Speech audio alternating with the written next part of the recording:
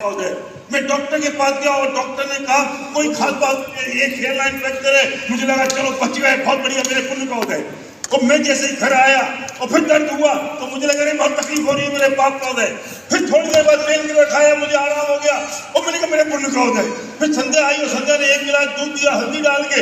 मैंने कहा वाह, आज तक तो दिया नहीं था, अब दूध मिल गया। संध्या से प्यार से दे रही है, टांग टूटने के बाद मेरे पुण्य का उदय।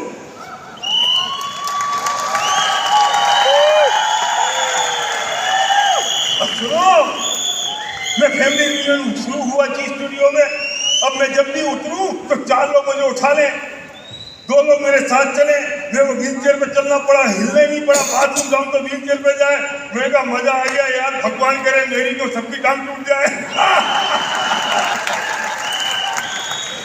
बोलो पुरुष है क्या नहीं? अब इस फैमिली में कोई मेरे को पूछता नहीं है, बाथरूम भी मुझे ही जाना पड़ता है। मैं उतरता हूं तो अकेला उतरना पड़ता है, कोई आता भी नहीं है। मैं पहले ऐसे करूं तो 2 आदमी पकड़ लेते, अरे भैया क्या हो गया?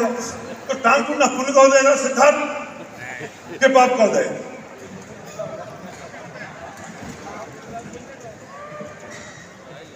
बोलो दीपशिखा, समझाओ क्या है वो? अनूप, मुझे कोविड हो गया, अभी दोबारा कोविड हो गया था मुझे। 7 तारीख को मैं कोविड पॉजिटिव हो गया और 11 तारीख 12 तारीख को नेगेटिव हुआ।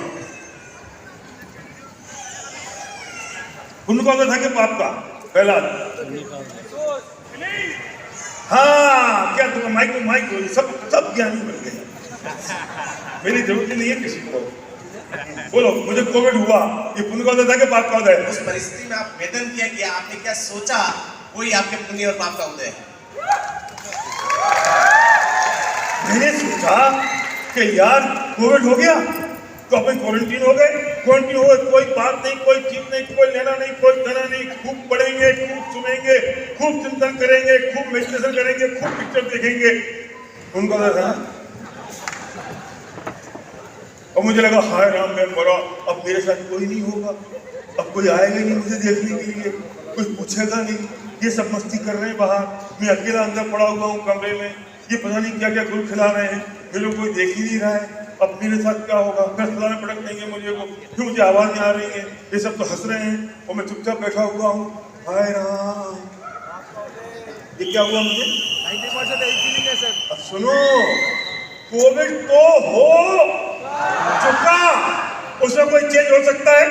उसमें कोई परिस्थिति तो परिस्थिति है, उसमें कोई चेंज हो सकता है, उसमें कोई बदलाव हो सकता है, कोई चेंज कर सकता है।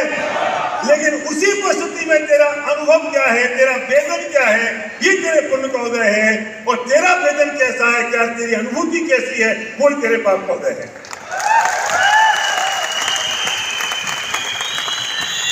तुमने तो बेटा मेरे कोविड के मजे लीजिए। सुनो, तुमने 72 टिकट बुक किए फैमिली रियूनियन के गोक्राउंड में, और तुमने मुझे एक दिन फोन किया कि भैया मेरी वाइफ आ रहे हैं और बाकी कोई भी नहीं आ रहा है, कोई क्रिप्टो किसी में इसमें उसमें चला गया, अब मैं अकेला हूँ। तो तुम्हारे पुण्य का उदय था कि पाप का? बेटा मेरे कोविड के मजे तो सबने ले लिए, मैं रिश्ते में तुम्हारी अपना करता हूँ। उस एग्जैक्ट परिस्थिति की बात करूं तो उस समय में दुखी हो रहा था, तो मेरे पाप का उदय मैं खुद ही कर रहा था सोच के, वो वेदन करके। जबकि उस परिस्थिति, क्योंकि वे तो जा चुके, क्योंकि वे इसलिए गए क्योंकि उनकी जैसी गति होना निश्चित थी। उनकी मति वैसी चलेगी ना कम वक्तों की, वे रुकेंगे कैसे? वे तो तुम उनके कर्म, जो कर्म का उदय आने वाला है, तुम उसके कर्म के उदय को बदल थोड़ी सकते हो, क्योंकि वो तो उनके अपने कर्म है ना। तो तुमने क्या सोचा? तब तो तुम्हारा पाप को उदय आया। फिर उसके बाद में वापस आपसे बात हुई तो आपने कहा कि नहीं कोई बात नहीं, अगर वो गए अब आपने को नया स्टेप उठाना है, नया काम करना है और नई एनर्जी के साथ में। तो बस उस समय जो फीलिंग आई वापस उसी परिस्थिति में, तो वो मेरा पुण्य का उदय होने लग गया कि मुझे फीलिंग उस समय आने लग गई कि नहीं कोई बात नहीं, नया करना है। हमें अगर ये लगता है, गुड, वेरी गुड, हमें ये लगता है कि चलो कोई बात नहीं, मेरे बिजनेस में फिल्टर लग गया और जो गंदगी थी वो साफ हो गई, भले किसी के नाम पे चली गई हो, वो लोग शायद मेरे लायक नहीं थे, फिर आज कल तकलीफ देते, तो चलो जाने दो ना। मेरे पास दोबारा नई एनर्जी आ गई, मैं दोबारा तैयार हो गया और अब मैं ऐसी दोबारा टीम खड़ी करूंगा क्योंकि उन लोगों तक जाऊंगा जिनकी जिंदगी बदलने वाली है, तो मैं फिर तैयार हूं। ये तुमने सोचा तो तुम्हारे पुण्य का उदय आ गया।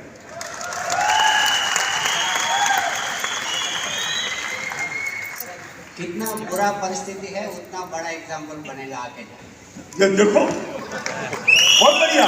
अब गहराज सोच सकता है ना कि जब मेरा ड्यूटी होगा तो मैं कहूंगा मैंने 72 टिकट बुक की है और मैं और मेरी पत्नी अकेले रह गए, 70 टिकट बेकार हो गए और फिर मैंने दोबारा जोर लगाया और मैं ड्यूटी हो गया। एक आदमी ताली बजाएगा, कहेगा सैल्यूट पहला जी सैल्यूट।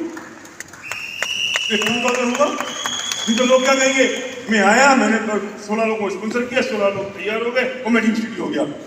ये लोग ना बाजू करने चले जाएंगे, अरे क्या सुनना है इस आदमी की स्टोरी में कोई कमी नहीं है, इसकी पास कोई स्टोरी नहीं है, क्या सुनूं मैं इसको। वो पाप को देखे पुण्य को देखे, मैं भैया ये मेरी कोई सुन क्यों नहीं रहा, ताली क्यों नहीं बजा रहा है, तेरे पाप को दे कोई ताली नहीं बजा रहा है।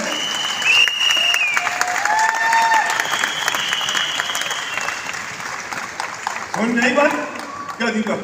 कितने लोग तुम्हारे साथ हैं, कितने चले गए, तुम उनके भाग को परिवर्तित कर सकते हो, तुम उनके भाग को बदल सकते हो। चले गए, कौन गया? जिनकी जैसी गलती होनी थी उनकी वैसी मत चली। और बेटा तुम अगर कहते हो कि तुम्हारे इतने चले गए तो हम तो रिश्ते में कोई अपनाए होंगे, हमारे कितने गए होंगे? एक बात समझ लो, अगर तुमसे ज्यादा लोग मेरे हैं, तुमसे बड़ा चेक मेरा है, तो जितने तुम्हारे गए उससे ज्यादा हमारे गए होंगे। जितना चेक तुम्हारा कम हुआ उससे ज्यादा चेक हमारा कम हुआ होगा, क्योंकि सब जगह मल्टीप्लाई होगा ना। जो मल्टीप्लीकेशन है वो तो सब जगह होगा ना, वो एक जगह थोड़ी होगा। तो परिस्थिति तो परिस्थिति है, उस परिस्थिति में मेरा जो बेहतर है, मैं जो महसूस कर रहा हूं, इस बात का फर्क पड़ता है कि मेरे पुण्य का उदय है कि मेरे पाप का उदय है।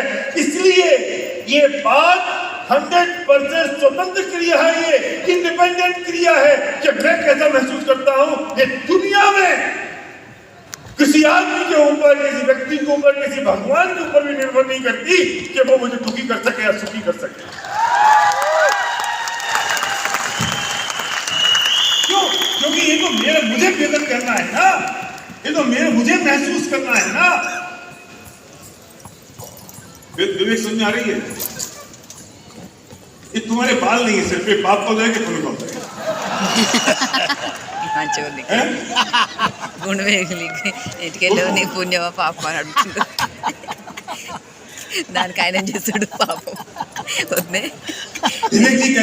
వెనకలేకుండా ఆయన చేస్తాడు.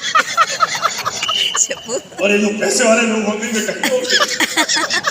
इनकी पुण्य होता है, और एक आदमी बिग लगा के घूम रहा है, क्यों? इसलिए अरे यार लोग सोचेंगे टकला है, लोग सोचेंगे बाल ही नहीं है, उसके पाप का होता है। अच्छा बाल किसी के बाप से रुके हैं, रुके हैं। जितने तुम्हें काले बाल वाले दिख रहे हैं ना, तुम्हें क्या पता ये सारे रोज सुबह उठ के टाई लगा के आते हैं।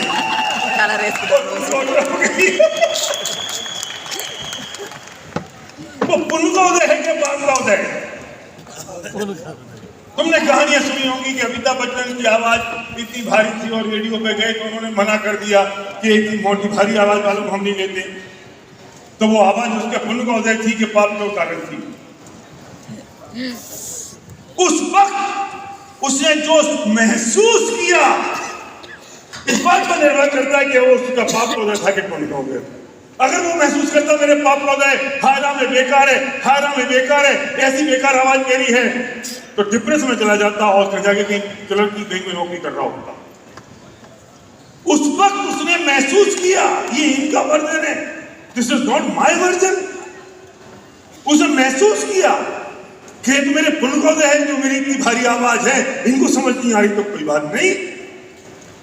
और उन्होंने अपना काम नहीं छोड़ा और आज वो आवाज के वास्ता हो गए।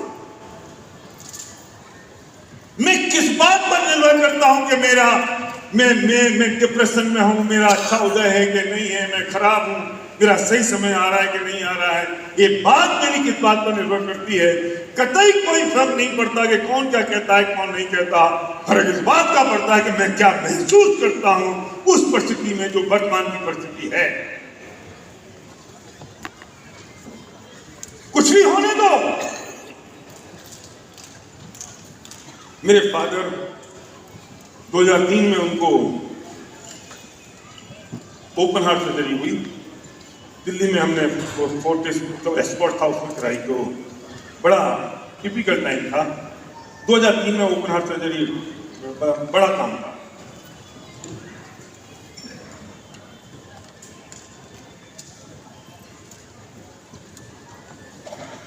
सुबह 7 बजे उनको लेके जाना था ऑपरेशन थिएटर में। तो 4 बजे गए, अपनी एक किताब लिख रहे थे।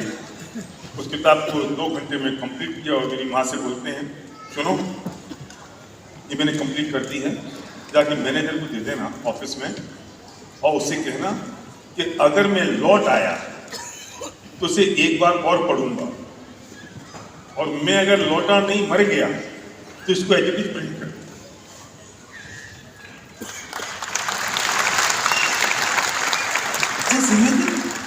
दीप से का समझ रही हो क्या बात है?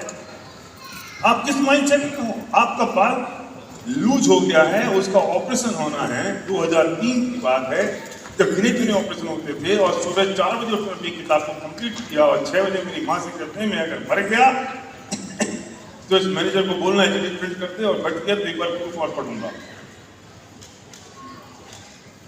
तो कुछ लोग ना उनको समझाने आते थे कि विवेक अब कोई बात नहीं दादा, वो हमारे पिताजी थे तो पर कोई दुनिया हम भी दादा बोलते जो कोई दुनिया भी उनको दादा बोलते कि दादा कोई बात नहीं, बहुत अच्छा हो जाएगा, बहुत बढ़िया हो जाएगा, बहुत बढ़िया हो जाएगा। सांत्वना देते ना, अच्छा हो जाएगा, अच्छा हो जाएगा, चिंता मत करो। तो ऐसे कहते थे बच्चे जैसी बातें कर रहे हो। सुनो अगर मैं लौट आया तो नया दिल लेके लौटूंगा और अगर मर गया तो सड़े सड़ाए शरीर से मुक्ति मिल जाएगी, नई गति में जाऊंगा, नया शरीर लेके आऊंगा। अब ऐसे आदमी को सिंह साहब कौन है जो समझाने वाले थे ना, मैं कहते अच्छा ठीक है समझ, हम समझ गए, आप रहने दो। क्यों पुरुषोत्तम बोलो, हम समझ गए। अरे मर गए तो सड़े सड़ाए शरीर से जिसका बाल खराब हो गया, किडनी पुरानी हो गई, हार्ट 70 साल पुराना हो गया, एक हिस्पेट किया, छुट्टियां पड़ने लगी, इस शरीर से मुक्ति मिलेगी और नई गति में जाएंगे, नया शरीर मिलेगा। और अगर लौट आए तो बढ़िया नया दिल लग जाएगा, नया बाल लग जाएगा, पूरी एनर्जी से भरपूर हो जाएंगे। अब इसे कोई डर लगेगा आदमी? ये बात उस पुण्य और पाप के अनुभव से भी और ऊपर की है।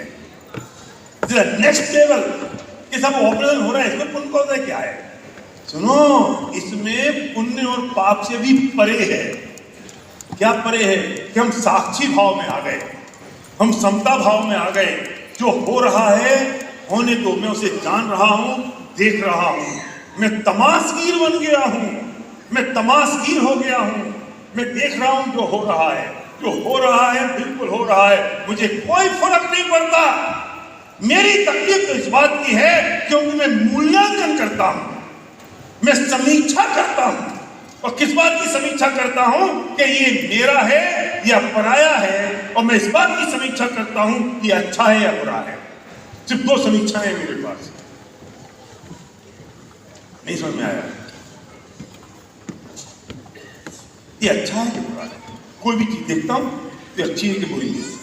अरे तेरे के कारपेट अच्छा है कि बुरा है? अच्छा तू सोच के बुरा है, फिर तेरे पाप को आ गया। तू सोच के अच्छा है, उनको आ गया।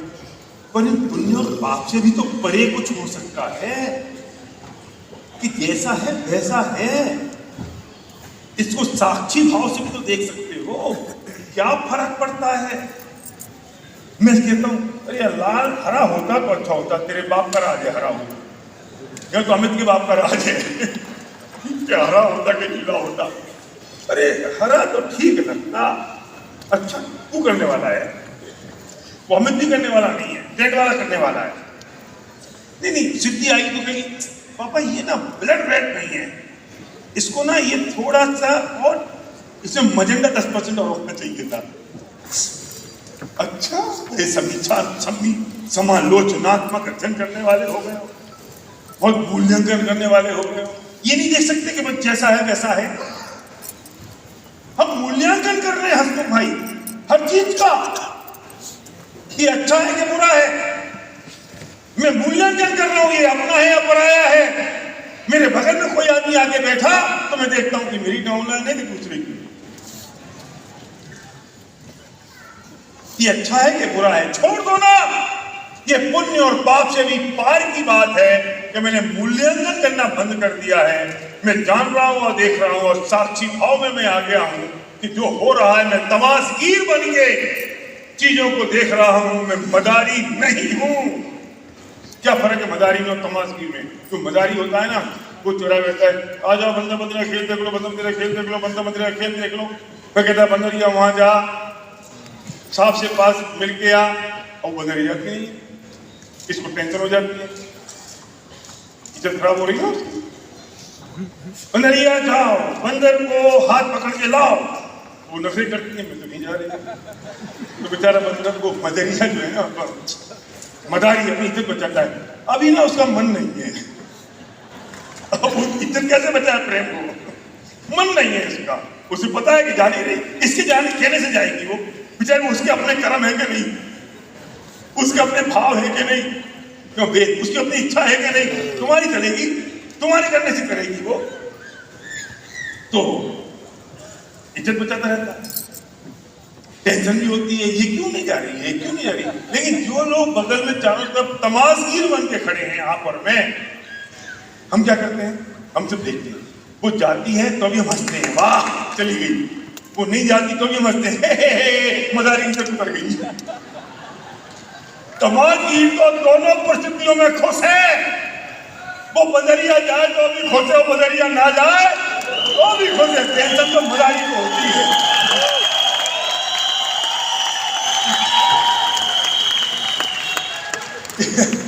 टेंशन तो मदारी को है, हम तो खुश हैं। हम तो तमाशगीर हैं, मदारी नहीं है। हम मदारी बन के परेशान हो रहे हैं। अरे फैमिली रूल में मेरे 10 लोग आ गए तो भी खुश हैं, और नहीं है तो भी खुश हैं, क्योंकि मैं तो आ गया।